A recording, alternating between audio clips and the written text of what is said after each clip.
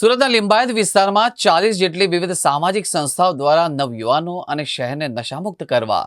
એક અનોખી ઝુંબેશ ચલાવી લોકો સમક્ષ નાટક રજૂ કર્યું હતું, જેમાં સુરત શહેરના પોલીસ કમિશનર દ્વારા 11,000નો પુરસ્કાર આપવામાં આવ્યો હતો.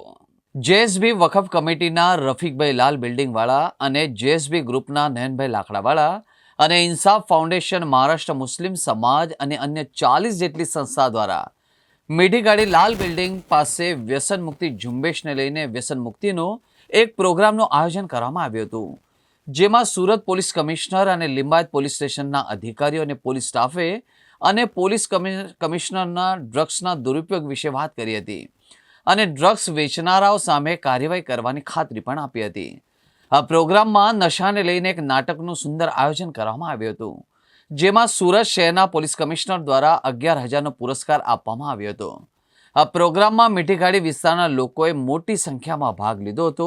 આ પ્રોગ્રામમાં ભાગ લેનાર 40 જેટલી સંસ્થાઓના આગેવાનોનું સન્માન પણ કરવામાં આવ્યો હતો. આજે લિંબાયત વિસ્તારમાં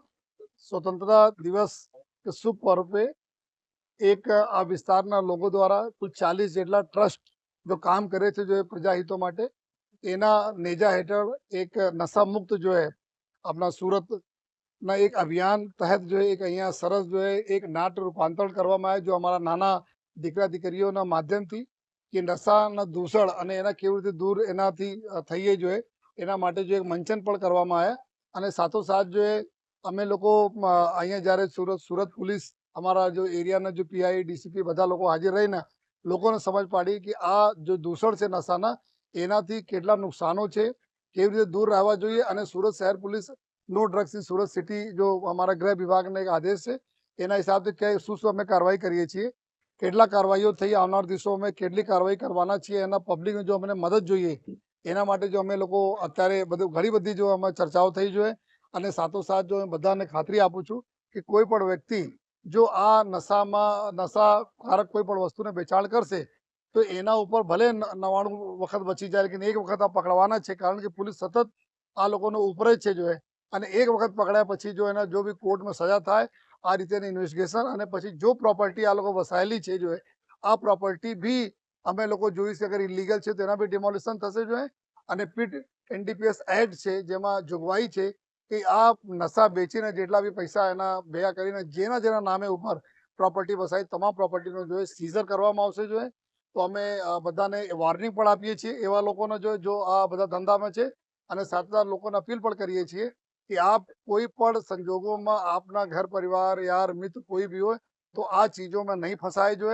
અને જ્યારે પણ જરૂરત પડે તો અમારે પોલીસને કોન્ટેક્ટ કરે. અમારા વેસુ પોલીસ સ્ટેશનમાં એન્ટી નાર્કોટિક સેલ એસઓજીના જો બ્રાન્ચ છે આ ચાલુ કરવામાં આવી છે, ત્યાં બી નશા મુક્ત કરવા માટે જો મદદ કરવામાં આવે છે. અમારા 80 જેટલા ડોક્ટરોના ટીમ છે પૂરા સુરત શહેરમાં જો આપણે મદદ કરે છે. બધા આ અમારે તમારે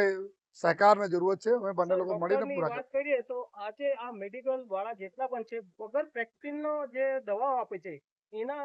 વિષયમાં શું અભિયાન સરકાર દ્વારા અત્યારે જો ગૃહ વિભાગ અમારા માનનીય ગૃહ રાજમંત્રી સાહેબ સંઘવી સાહેબના તરફથી એ પૂરે રાજ્યમાં એક ડ્રાઈવ ચલાવવામાં આવી હતી, જેમાં 350 વધુ જો મેડિકલ સ્ટોર અમે લોકો ચેક કર્યા હતા, ઘણા બધા ઉપર કેસીસ થયા હતા. અને આ લોકોને અમે વોર્નિંગ પણ આપીએ છીએ અને સાથે અમારી કાર્યવાહી બી ચાલુ છે કે એક પણ મેડિકલ પ્રિસ્ક્રિપ્શન વગર એવી કોઈ દવા જે લોકોના હેલ્થ માટે ખતરનાક છે એના આપશે તો એના ઉપર બી એનડીપીએસના ગુના અમે દાખલ કરીશ, એના પૂરા સીલ કરવામાં આવશે અને એના સજા બી થાય. આ પ્રકાર અમે કાર્યવાહી કરી જેથી એના બી ચેતવણી છે કે આપ કોઈને હેલ્થ સાથે ખેલવાડ ન કરે.